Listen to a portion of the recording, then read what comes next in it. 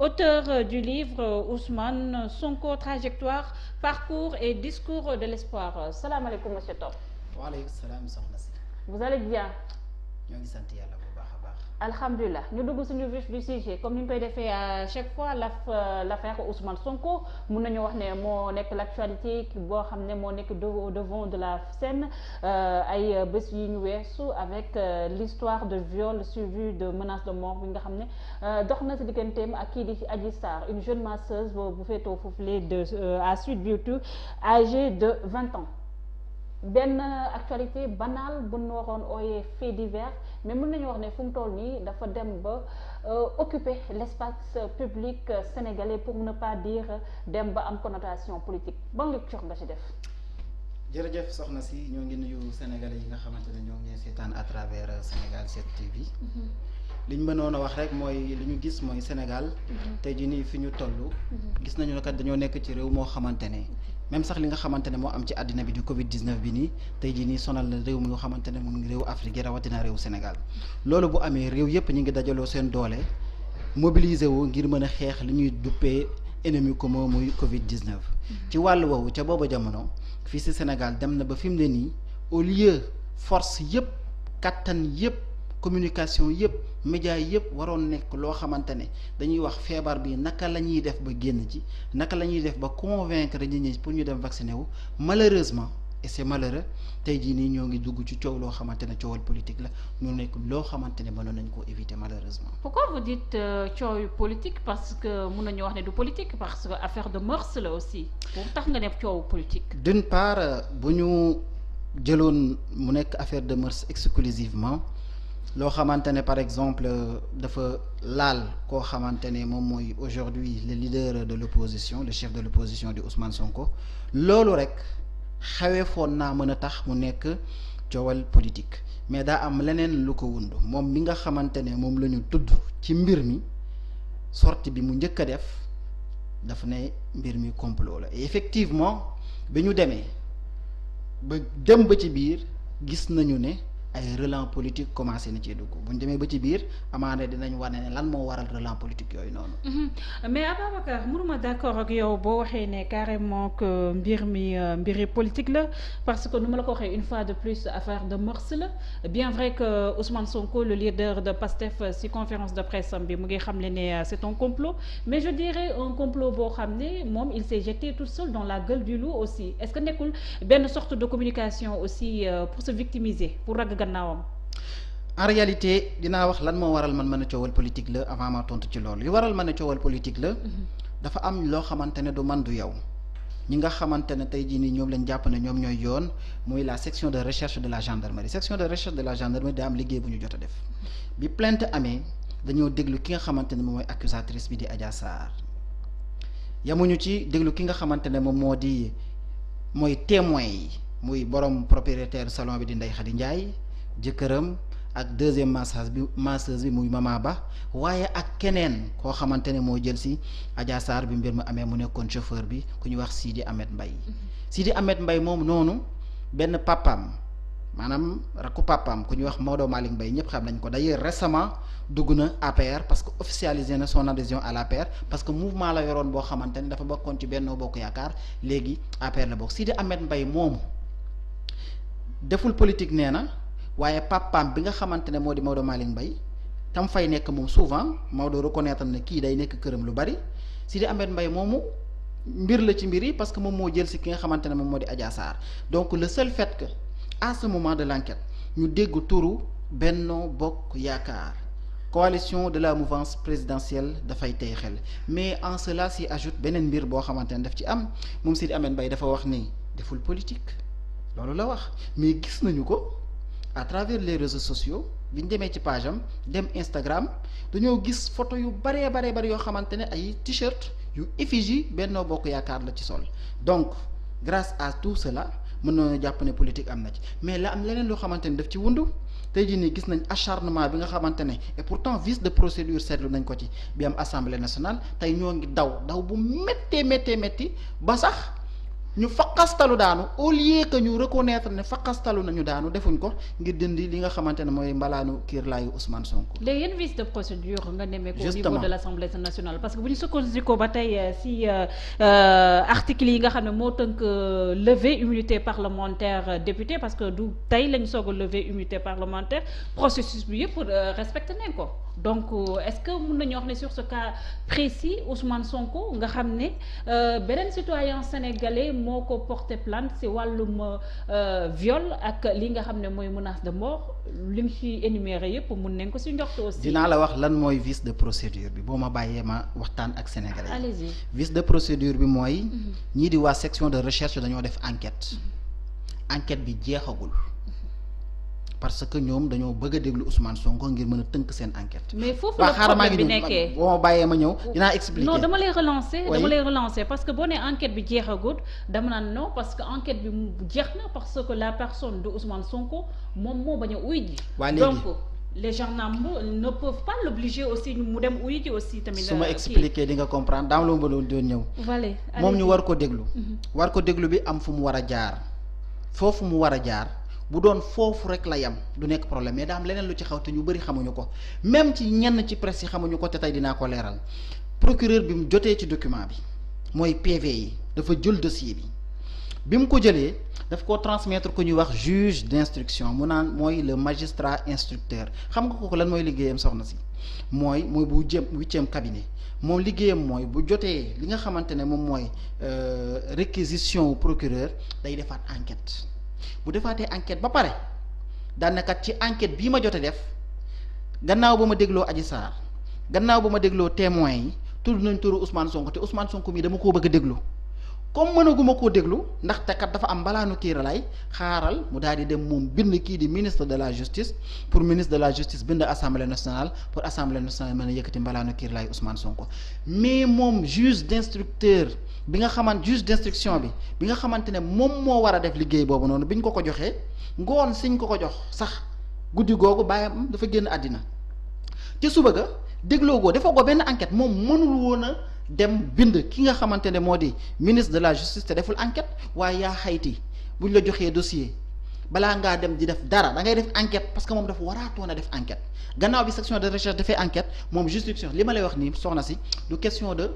ñun lu ñu xalaat de loi bi procédure bi li mu laaj ak ni mu war a jaare moo nekk noonu. moom bu ci jotee mais il faut noter aussi que ce juge d'instruction dont tu es en train de parler moom benn personnalité indépendante la. mais nekkul sous la tutelle du ministère de la justice aussi. da nga may déglu ma wax la. Voilà. Justement. xam nga day xam lu ñuy wax le juge du siège ak juge du parquet. moom c'est une personnalité indépendante ci liggéeyam. waaye est-ce que une personnalité indépendante ci liggéeyam bu defulee liggéeyam ci procédure bi ni mu ko jaaralee duñ ko wax. damay laajte est-ce que nit ki liggéey bu ñu ko sant parce que moom amul pouvoir le juge d'instruction amul pouvoir xam nga pouvoir am kan moo ko jox ñun sénégalais yi ñun ñoo ko jël loo xamante ne ñoo ko moom ne ñun àtte bu yoon képp koo xamante ne def nga lu dul yoon boo ko wàccee dañu lay ñëw jox la ko à travers yoon wi nga xamante ne jaarale nañ ko ba mu jot ci yow nga def sa liggéey pouvoir boobu noonu dafa am nu mu tëddee.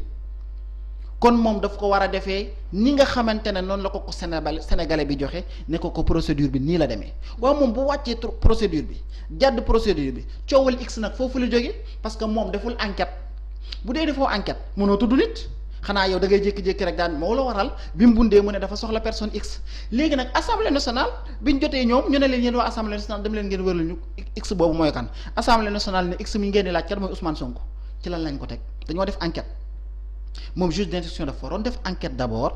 ba pare ba déglu ki nga xamante ne moo di Adja Sarr déglu témoins yi ñooñu ñëpp bu ñu nee Ousmane Sonko mu ne ah kon Ousmane Sonko ngeen wax ñu ne waaw mu ne kii ngeen wax kat député la mënuma ko woo d'un coup daal di bind ki nga xam ne moo di ministre de la justice loolu moom ci boppam mu daal di bind ki nga xamante ne moo di président assemblée nationale ñu woote dindi mbaraanu kiir laayam loolu moo amul. vice de procédure bi foofu la nekkee te vice de procédure ci wàllum yoon forme daf ci am solo torop boo ko yàqee defoo ko ni nga ko war a defee rek day yàq liggéey bi yépp loolu moo waral tey jii nii ay interrogation am ñuy posé wu question di naan waa lii lan moo des ci ginnaawam lan moo wàllu ci ginnaawam soxna si nga yaakaar ne doomu koo xamante ne Benno Bokk Yaakaar directeur général la ku ñuy wax Maodo Malick Mbaye doomam bu nekk këram souvent jël si Adji Sarr ci oto soxna si loolu mën nga koo génne ci politique ñi ñuy seetaan boo leen laajee dinañ ne mais lii quand même il faudrait que l'on s'interroge il faudrait que l'on se pose une question loolu moo waral ma ne mbir mi politique rek moo ko laal et aujourd'hui bu ñu dégloo PV yi maintenant donc man génn naa ci cadre analyse foofu. d'accord balaa ñu ñëw ci PV top même sax connotation politique bi nga xam ne yéen ñi nga xam ne yéen ay farandoo ak kii di Ousmane Sonko moom ngeen jox mbirum mœurs bi fekkee sax bu ma la suivre sa analyse fekkee connotation politique boobu mun nañ ci jàpp mais est-ce que mën nañoo wax aussi Ousmane Sonko il a été léger aussi. parce que mënuma comprendre Ousmane Sonko du man du yow mu xam ne carrément comme moom nu mu ko expliqué lors de cette conférence de presse après Bassirou Diomaye aussi dégg neen ko ak ñeen ñoo xam ne sax artu neen sur cette histoire ñu feeru Ousmane Sonko ñu leen xam ne ñu leen doon avertir par rapport à ce salon de massage tey jii comme ni nga ko waxee ci sa livre bi Ousmane Sonko trajectoire partout et discours dans l'espoir. Est-ce que warutoon gën a prudent aussi. waaw xam nga daam benn mbir moo xamante ne dafa am bi may ñëw fii ak ñëpp ñi nga xamante ne tey jii nii ñu ngi jóg ci mbir mi di ci wax nekk souvent camp bi nga xamante ne peut-être après déduction dañoo ne di complot la képp ku ci wax donte say argument yaa ngi ko teg ci yoon booy jóge seen kër sa kër say mbokk ñi la jege dañ naan la faites attention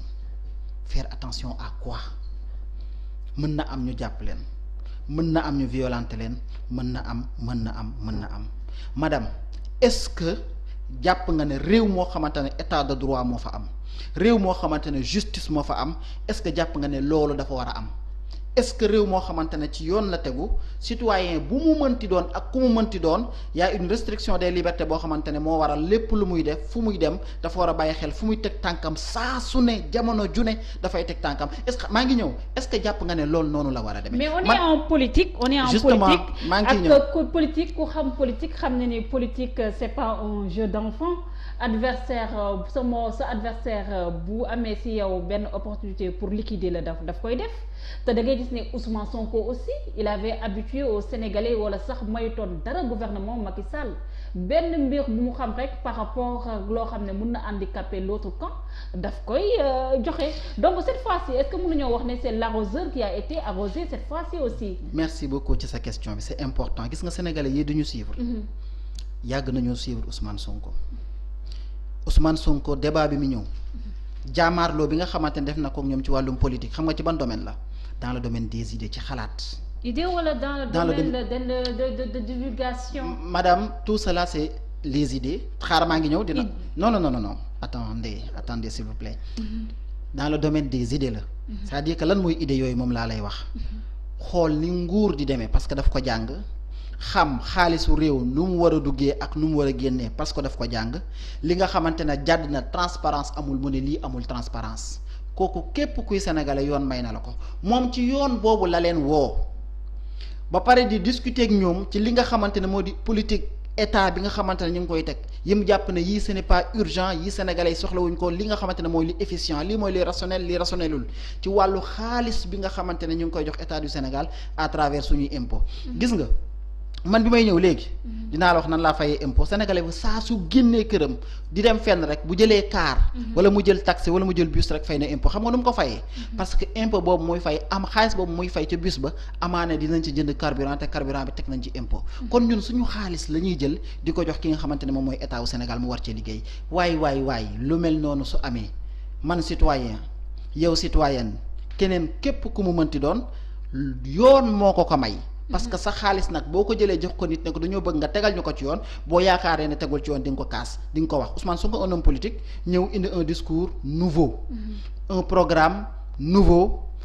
ak benn parcours boo xamante ne bu respectable la parce que au moins quoi qu'on puisse dire c'est un technocrate mooy koo xamante ne yow dañ la former nga xam bu baax a baax lan mooy administration ci wàllu woowu la leen woo ñëw yu dul yoon mu teg ko sur la table ne leen ñëw leen ñu débattre ñaata yoon nga dégg Ousmane Sonko di leen woo ci débat bari na réponse bi mooy lan wuñ ko ci débat mais dañoo ñëw jaar feneen xam nga mooy lan comploter de façon si basse gis nga le président de la république wax na ko malheureusement même bu dee yow journaliste amaana sax naqarlu nga li waral li nga xamante ne mooy suñu intérêt ñun Sénégal coowal Sénégal mu intéressé Sénégalais yëpp di ci bàyyi xel bëgg a xam moom lan moo ci xalaatam ndax ñoo ngi ko ciy tudd amul fu mu koy waxee amul fu mu koy waxijee lu dul dans un média étranger te ñu am ay médias suñu loo xamante ne ñun la ñor est-ce que mës ngaa gis lu ñor France wala loo xamante ne biir France moo ñor mu président Macron wala benn président français waxee ko feneen foo xamante ne fu dul France wala ci média français yi waxtaan ceeg ñoom mais ñun lii ñun la ñun sénégalais yi média sénégalais yi nekk fii média sénégalais yi di jot ay subventions di xeex pour Sénégal lépp loo xamante mooy information bu baax ñu jot ko moom président de la République mu leen fi ñukk ni yàq bu nakari dem tontoo ji ci feneen foo xamante ne du Sénégal ñan la doon waxal donc waxtul woon ak sénégalais yi donc loolu benn problème la boo xamante ne ñëw na maintenant moom mu woo leen ci débat amul lu ñuy def lu dul di jaaree foo xamante ne c'est fondamentalement bas maanaam loolu dafa du cëru nit koo xamante ne au moins nit ki loo dëng nit ki loo sikk jàpp naa ne sa sikk wala sa dëng am na fu mu yem mais bu mu eggee ba mu egg ci complot bu mel nii ngir laal li nga xamante ne moom mooy image yu nit ki laal li nga xamante ne moom mooy honneur yu nit ki ak dignité am problème day am xam nga lii yëpp nag lu koy waral lu ko waral dañoo jàkkaarloog Ousmane Sonko mu woo leen ci débat bu ñu mënta wuyu man loolu laa jàpp parce que ki la woo loo xam te débat bi mu leen woo am na droit woo leen ci sénégalais la suñuy ressource lañ jël jox ko Sénégal ci wàllum pétrole ci wàllum impôt ci wàllum gaz ci wàllu xaalis bi nga xamante ne ñu ngi koy jot fu muy dugg ak fu muy génn loolu yaa xayti képp kuy sénégalais am nga droit laajte ko débat boobu la leen yàgga woo kenn mësu ko cee wuyu si ba tey amuñu fu ñuy jaar lu dul di monter complot loolu sax dafa ñaaw ku ko dégg dina waay ñii ñoo tuuti et malheureusement ci situation boobu lañ nekk pour wan ne la nag complot boobu sax am na au début lan lañ def dañoo teg ay stratégie bi mooy lan mooy nañ mel ni ñun suñ yoon nekku ci mu nekk affaire civile biñ demee ba ci biir gis ne ñi nga xamante ne ñoom ñooy waa PASTEF ak ñenn ñoo xamante sax même c'est la société civile daal di bañ toog ci plateau yi di wax ngir dénoncer li nga xamante ne moo am donc bi ñu demee ba comprendre ne donc ñoom def nañ erreur bu rëy seen stratégie de silence ci wàllum communication bi a été mauvaise ñu commencé di génn tey jii nii xoolal depuis semaine bi yaa ngi leen di gis ñu commencé di génn benn